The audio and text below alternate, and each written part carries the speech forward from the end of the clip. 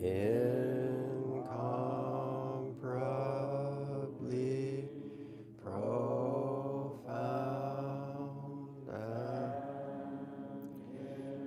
and infinitely subtle is rarely encountered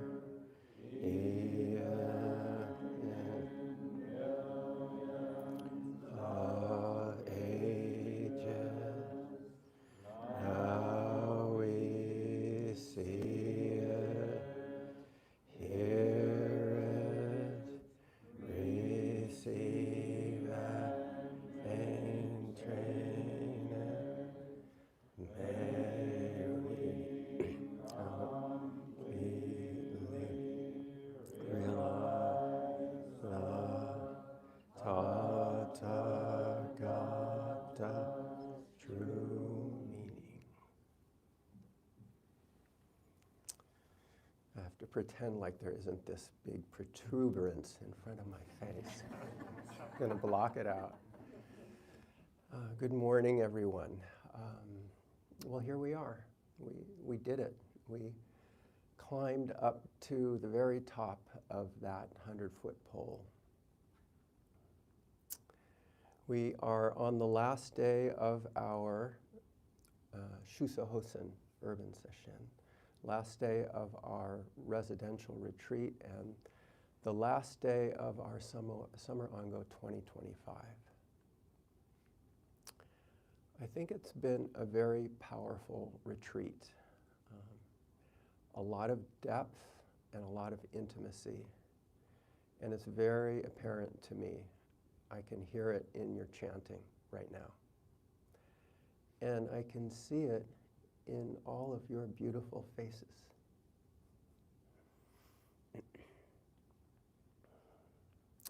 So that power is the effect of all of the diligence, all of the effort that you've been making on the cushion, off the cushion, service positions, all day long, all night long.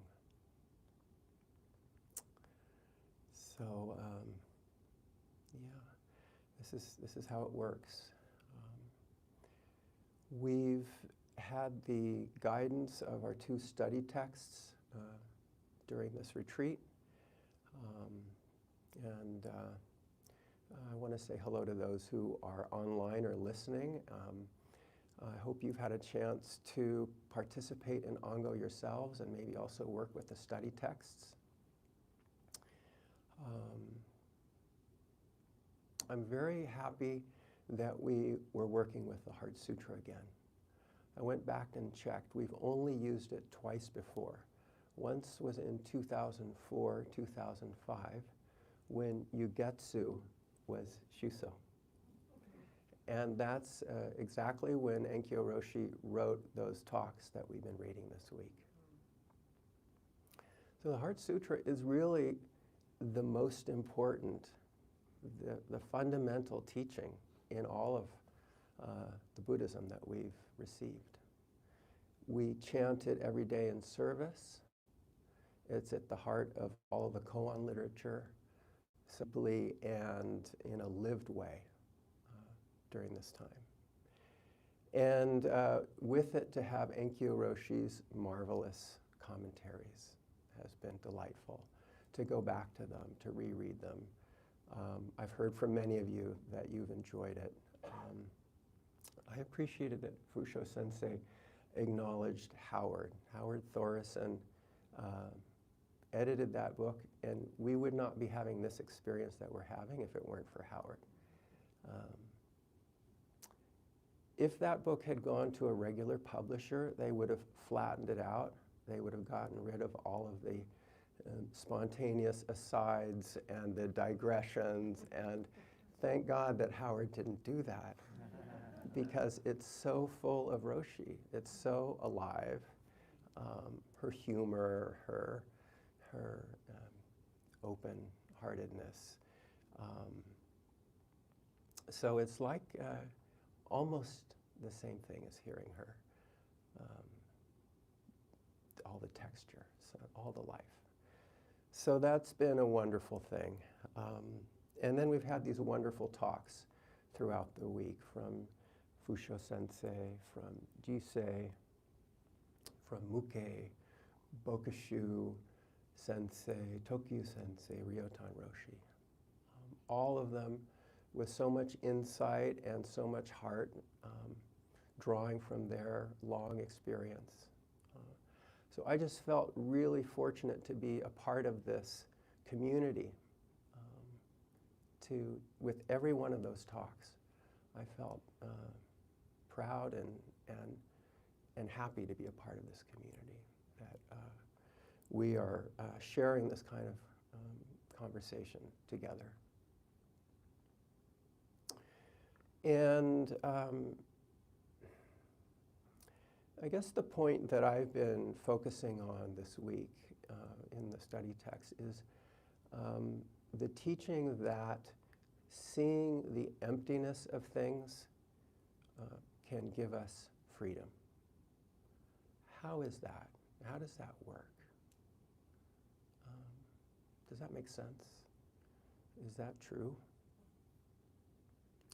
It starts out saying, Avalokiteshvara Bodhisattva, doing deep prajna paramita, clearly saw the emptiness of all the 5 conditions, thus relieving misfortune and pain. And it goes on to say that Avalokiteshvara Bodhisattva lives prajna paramita with no hindrance in the mind, no hindrance, therefore no fear, far beyond deluded thoughts. This is nirvana.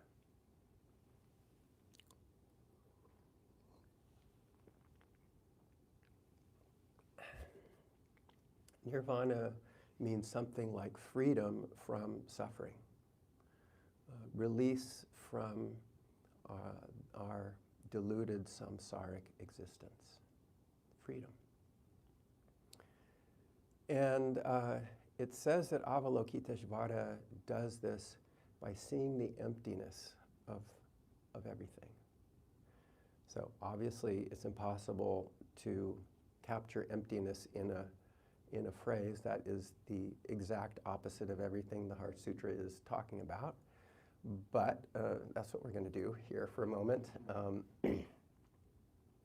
We might be able to think about emptiness as the continual arising and falling away of things in accord with causes and conditions. The emerging and subsiding of things. The coming into being and ceasing from being of things in accord with causes and conditions. So Avalokiteshvara sees things as they arise and as they fall away, and doesn't create a whole set of extra thought coverings, Dr. Kanzu would say, a whole series of ideas and explanations and speculations about what it is that's going on. Because all of those thought coverings and extra layers and filters of interpretation and so forth create an obstacle for us that prevents us from really being with what's arising and dropping away in the moment. We cling to some kind of attempt to make sense of it, and in that moment, it's already left us behind. And that creates a kind of gap between our mental conception of what's going on and what's actually going on. So if we don't create that whole apparatus, mental apparatus, on top of what we're experiencing, we don't have that obstacle to weigh us down and to hold us back. And we can be freer to flow with things and to respond to things as we need to. So that sounds pretty good. Kind of makes sense to me. But as Fusho Sensei said at the beginning of the retreat, it's not about what you get with your head. It's about what you get with your whole being, your actual experience. So that's why we're here. That's what we've been doing, is we've been getting in touch with our actual experience and seeing if we can live prajna paramita.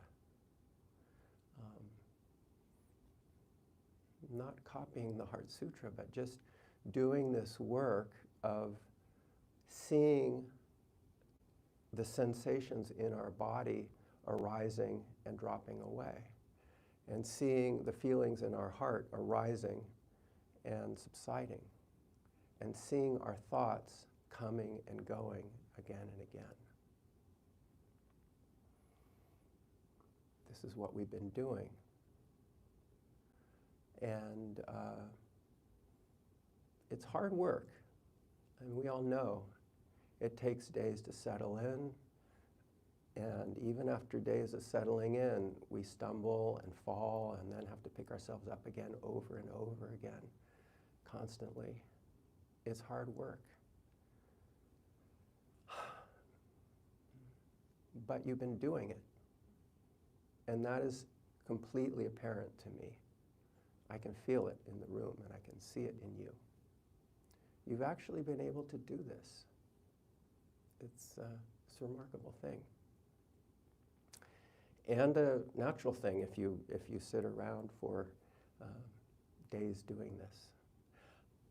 I'm in a privileged position up here because I get to see all the rows in the Zendo.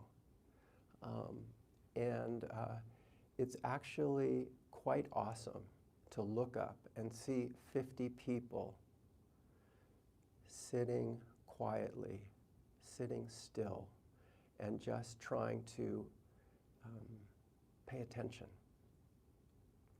and not do anything and just be.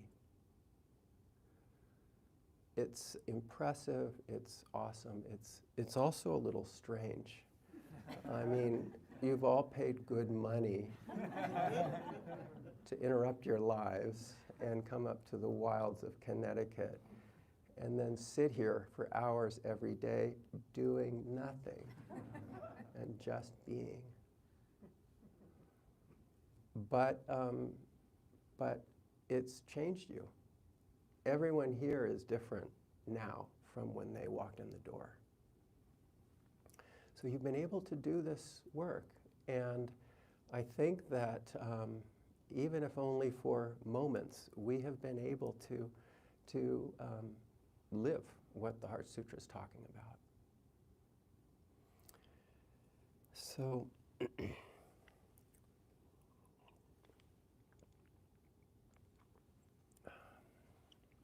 we're now at that point where we have to pivot, and we have to turn around and go out the door and go back to our regular lives. How are we going to do that? We're walking into some very challenging situations and a lot of suffering. Can we do that? How can we do that? I think that your experience this week gives you the confidence and the knowledge that you're capable of doing it. So I'd like to take an example and see what happens with it. Our Shuso brought up the case of Auda Hatalin. For those who don't know, Auda Hatalin was a peace activist on the front lines in a Palestinian village who was shot a few days ago. 31 years old, father of 3 children, a great soccer player, much loved in his community, and the friend of a number of friends who are peace activists, friends of Shuso. He actually came to the United States not long ago to participate in some events about making peace in the Middle East. He was turned away when he arrived in San Francisco by immigration authorities. So he was shot by an Israeli settler, a man named Yanin Levy, I believe, who's has a demolition company that contracts with the Israeli Defense Force. And he's done a lot of work clearing Palestinian lands for Israeli settlement. And he had his bulldozer come in and knock out the sewer line for Auda's village, and was beginning to bulldoze the fields when the villagers came forth and tried to stop it, stood in the way of the bulldozer, ended up throwing stones to defend their lands. And Levy pulled out a gun and ended up shooting Auda, who was over 30 meters away in a school playground, I believe. So I looked into the story and I saw something that caught my eye, and that is that after he died, the family and the community didn't just clear up the spot where he died. They put stones around where his blood had pooled, and they sat around it, facing the blood. And I think that they were seeing the life and death of Auda Hatalin. I can't imagine what was going through their hearts and minds. I can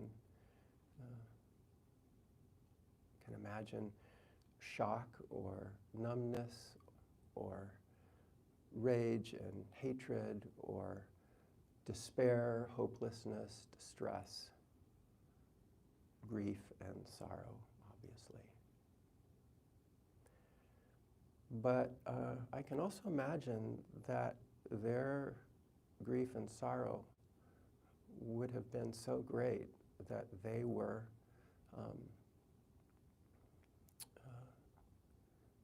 flowing completely with Prajnaparamita.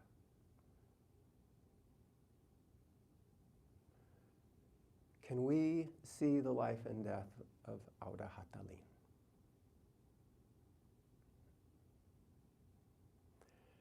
And can we see Yanin Levy? He was very quickly released from prison to house arrest, and the judge has just ruled that the evidence against him is weakening, and he ruled that Levy should be released from house arrest. Can we see the institutions of the Israeli state, the judges and legal establishment, the Israeli Defense Force? When the community began to mourn for Auda, Israeli soldiers in masks taunted them and threw stun grenades at them in order to break up the assembly.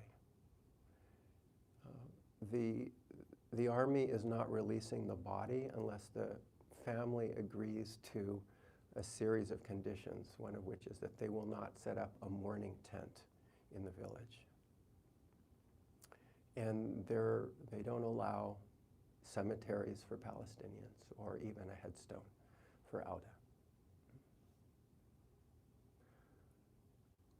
Nearly 1,000 Israeli soldiers have died since the Hamas attack and massacre on October 7th. Hundreds died in that attack. Even more have died in the invasion of Palestine. Others have died on the borders of Israel, subject to attack from Israel's enemies. Can we see Can we see them clearly? And the Israeli politicians who sanction this. The Israeli people, the Israeli public, that largely, from what I understand, supports the campaign in Palestine, which, from what I understand, is not that well informed about the violence, which is sitting ducks for bombs launched from Israel's enemies, and which is also been the subject of intergenerational trauma, from violence within the country, violence from outside the country, hatred of Jews going back for generations. Can we see all of this? Can we see our own government, Republican, Democratic, which has also sanctioned the violence in Palestine, and which has funded it and supplied arms for it? And can we see clearly the US public, which is divided about the whole thing, but which has elected the political officials who sanction the violence, and which pays its taxes, which allows the state to subsidize the violence? Can we see all of this? And then can we see ourselves, to bring it full circle? Can we see our own anger, sorrow, pity, confusion, sense of being overwhelmed? Can we see the arising and falling away of our own feelings about this? And can we see the coming and going of our own thoughts about this? That's a one-sided story. That's not a well-informed account. What are the sources of information about it? I didn't come on retreat to get a political lecture. I really don't want these horrible things interrupting my groove on Sesshin. It drives me crazy. I'd rather just block it all out. Can we see ourselves in all of this?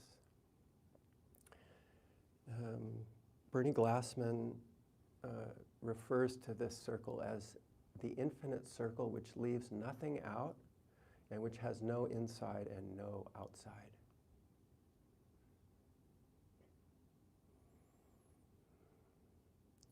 So this is just one example, but there's so many other things, as you all know, so many challenges and so much suffering out there that, that we have to confront. How can we do that?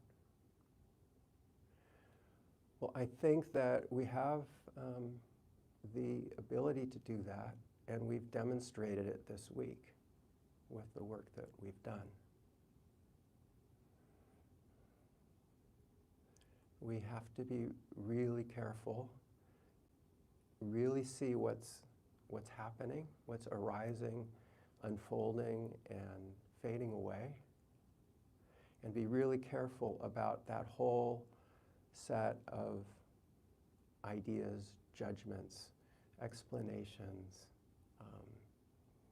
that we generate and that causes us to get carried away and to lose ourselves in suffering, our own suffering, which we then transmit to others. So be really careful as you go forth from here. Be careful about,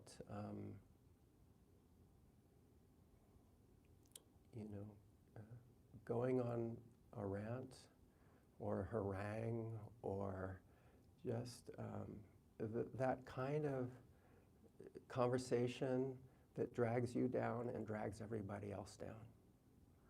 And try to stay present to what's happening as it's unfolding.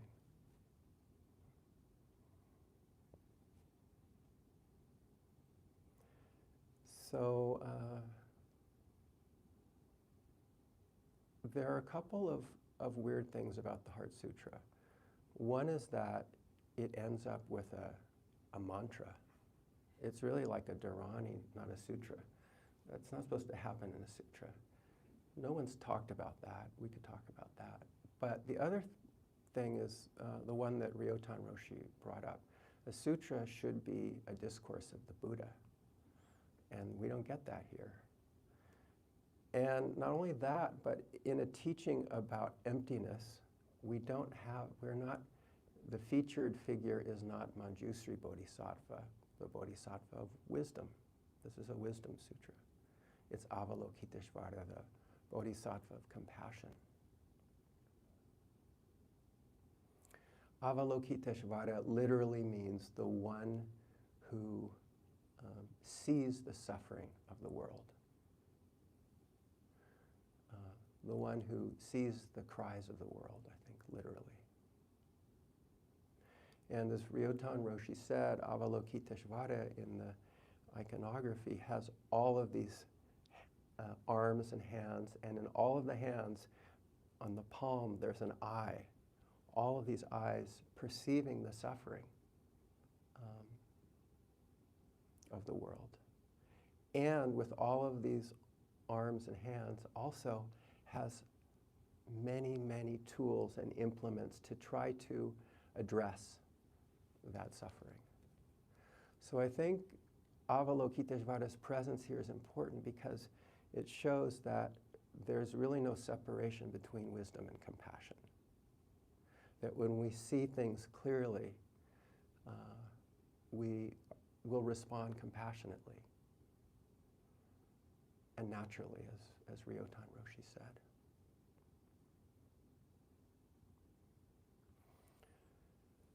So we have all of these resources and tools at hand. You can take refuge in the Buddha. Please keep up your meditation practice. You can take refuge in the teachings, including the teaching of just observing the arising and dropping away of things with causes and conditions. And you can take refuge in the Sangha. And please stay connected. We need each other more than ever. So given that the needs are greater than ever, let's take advantages of these resources that we have. And our teachers this week have given us many, many tools to work with. Fusho Sensei said, it's not what you get up here, it's what you get with all of this, your whole being, your heart open. And Jisei reminded us that we can have courage in facing what is unknown. And Muke reminded us that we can see the flashing of the needle in every moment of arising and falling away, stitching everything together, moment to moment. And Bokashu Sensei reminding us, don't leave the emotions out of it.